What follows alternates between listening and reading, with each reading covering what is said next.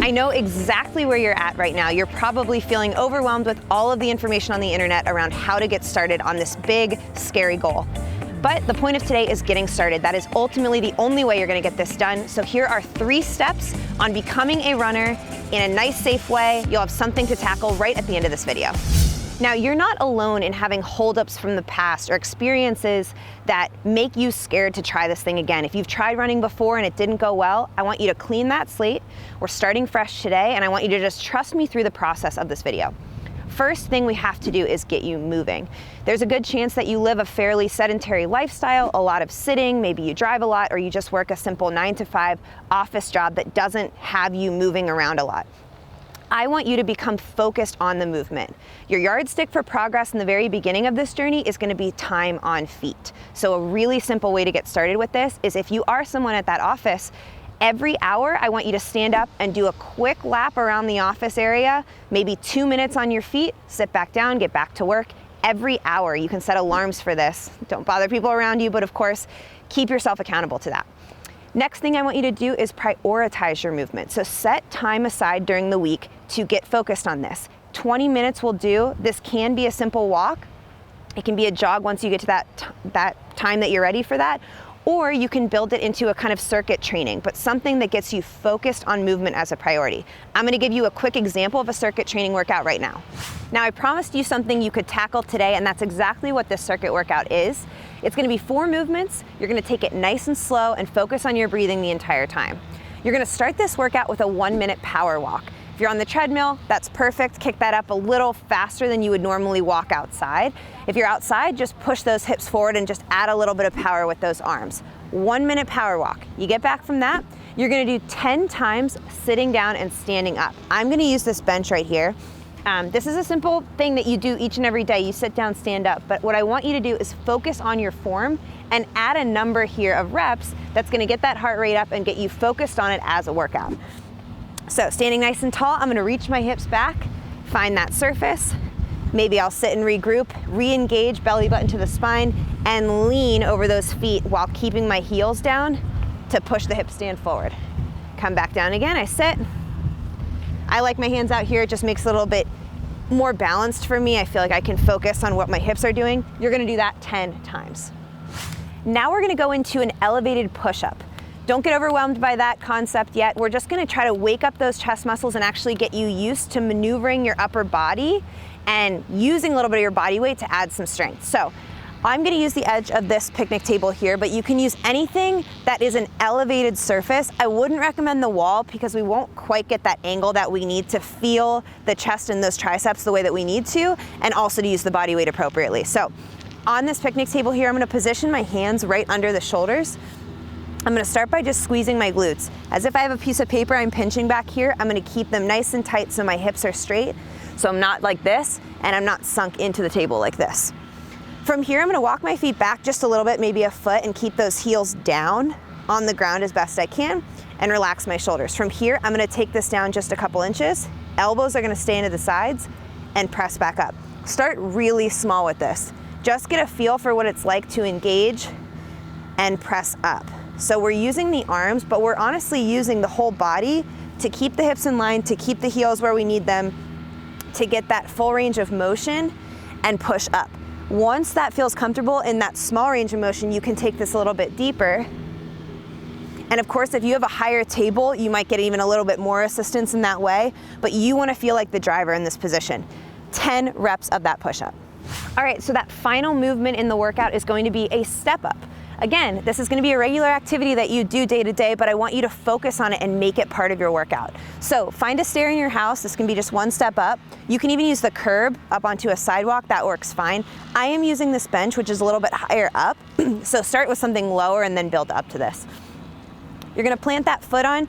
I want you to stay super focused on what the first leg is doing. So I'm gonna reach my hips back a little bit, pull the belly button into the spine, and use the weight into my heel on this front leg to get my weight over and push my hips forward to stand. Unlike when you normally take the stairs, I'm gonna have you focus on the step down today too. So you're gonna load the heel the same way, hips go back here, and I control my lowering. Reset at the bottom. After that, I'm gonna switch legs. Find that heel pressure, push the hips forward. This is the 2 cues I really focus on when I'm doing step-ups is just using the glutes and the hips to help you. And just like that, and you're gonna alternate for 10 reps total. Okay, so those are the 4 movements of this workout. You are gonna try to do 3 to 4 rounds of everything I said. That 1-minute power walk, the 10 times sitting down, standing up, your 10 elevated push-ups, and your 10 alternating step-ups. Rest as long as you need in between rounds and grab that water, have it nearby so that you feel like you can last through this circuit. If 3 rounds, 4 rounds is too much, start with 2. Now, even the best athletes out there have days where they are unmotivated. But the difference between them and someone getting started is that they have a plan to come back to. If you are not seeing your tasks, your goals, the end thing that you're trying to achieve on paper, it's unlikely you're gonna follow through week after week, month after month. So what I want you to do after you've made a habit of getting moving is actually getting that piece of paper out, drawing up a calendar even for 1 to 2 weeks. And that's all I'm asking. So plot out those days that you're gonna spend moving, that you're gonna spend dedicating to these workouts so that you can see your goals through. Even if it is that you wanna run your first mile, you're going to need to plan how you're going to get there. And I recommend clicking down in the description to download our TRE mobile app.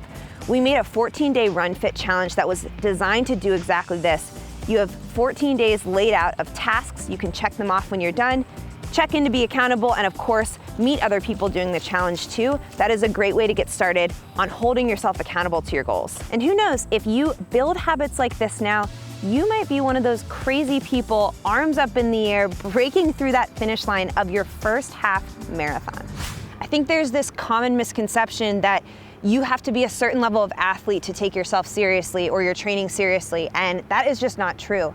You are a runner too, you're watching this video, and you are tackling a training plan or goal just the same way any other athlete is. So taking it seriously from the beginning is gonna give you that motivation, that closer knit tie to what you're doing. It's gonna feel more important to you day after day, especially on those mornings when you don't feel like getting up and doing it.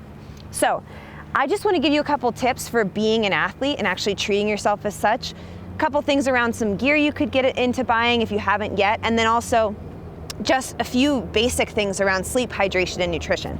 Good first thing to get is a foam roller. This is a great way to tackle all body parts that are tight or not tight yet, but you wanna hit this for at least 5 minutes a day. All kinds of things you can do. We have tons of ideas on the channel, but this is a great way to roll out those muscles, get things loosened up again so you can move in a full range of motion for every workout that week. If you don't have that, coffee mug works just fine. I guarantee you have something like this or a wine bottle or something at your house. You can use that too, as long as it's a hard surface. All right, shoes. Now, you are taking this seriously. We already talked about that. And so you need to care about what's on your feet. I already asked you to spend more time moving and spending time on your feet, so it really does matter what you have going on under there, and you want to dedicate these shoes to this purpose. So whatever you walk around in, beat around in, work in, that can't be the same thing that you're going to do your workouts in, or at least not for long. You want to have this specific shoe for a specific workout. I like going to running stores, running shoe stores, or even sporting goods stores to talk to people who know their stuff. For example, if you go in and you tell them you're just starting out, they might recommend something like a Hoka, which is more cushioned, a little bit lifted off the ground. You'll feel a little bit less impact in the beginning of your training journey. Something like that really works for a lot of people. This specifically is a trail shoe that they recommended for me when I was starting to get more into trail running, which could be in your future too. But the point is, you want to talk to people who know what they're doing, and you want something specific to the workouts you will be doing. Next up is hydration. You are now going to be hitting these workouts, or at least spending that time moving that you weren't before, and so you're going to be sweating. There's going to be fluids lost that you weren't losing before. On top of that, this is a great opportunity to focus on hydration and getting products into your body, or water into your body, that are not super high in sugar or in caffeine, anything that diuretic area that's just taking away from you rather than replenishing. I want you to stay focused on this because it's gonna make your workouts feel better, and you're honestly gonna be a lot more clear-headed, make better choices in the kitchen, everything else. So a nice way to go about this is something you can bring with you when you work out. So if you're gonna go for that power walk or jog, I recommend a handheld water bottle. I don't have to grip this, which is nice. I can just have it. I'll link it down below for you guys to check it out. Not super expensive, but this takes the mind out of the hydration. You're gonna have it with you. You don't even have to think about it. Now, if you are someone who's into those sugary drinks and it's hard to kind of start cutting that out, this is a lot to tackle at once. There are a lot of products out there now This is the Goo Roctane Endurance Mix, but basically it's an electrolyte mix that tastes good, but isn't super high in sugar. So looking for something that's like not more than 15 to 20 calories in a serving is a good place to start, but read the back of the package. Look for those products that can make the drink taste good. The water doesn't taste as plain. It's doing something for you, unlike Coke or the sodas that we've been drinking before for no purpose, and get on that in the plan. Now, I know plain water can be so boring, especially as you start to get into this workout system. You're sweating, you're losing salt, you're gonna be craving things that you might not be aware of yet. And what I want you to do is already target the problem with something like Noon. There are a lot of products out there like this one, but I like it because very low in calorie, but it tastes good. You just drop it into your water and it actually gets the job done while tasting good. So you can kind of kill two birds with one stone there. You don't have to stick to just water, but that's a nice way to come off of those sugary drinks. Save those for another time. And just as important as what's on your feet, it's important to take care of your body. You want to be in the right clothes to get these workouts, these walks, these jogs in, and it becomes even more important over time. Two things I want to point out. One, for women, the same way that you get fitted for those shoes, you want to get fitted properly for that sports bra. You want to feel supported up top, and you don't want to let that be the hold up to why you can't jog or run or eventually go longer distances. So make sure to get fitted for one. Tons of brands out there. I won't even go down the list, but I will drop a couple of my favorites in the description. Lastly, sweat wicking material. Things that are designed to hold sweat, to air out quickly so that you're not feeling soaked and cold and wet, especially in extreme conditions. Whether it's really hot or it's rainy, you want to be in something that helps you feel more comfortable. Again, these can't be the holdups to your training. I want you to take one thing at least from this video and tackle it today. That is the very first victory to a long string of them and a lot of success down the road. If you're looking for more ways to get started, I want you to click right over here. I lead you through a 10-minute walk-run workout designed for the absolute beginner. It'll be awesome. Fairly reliant on the sugar.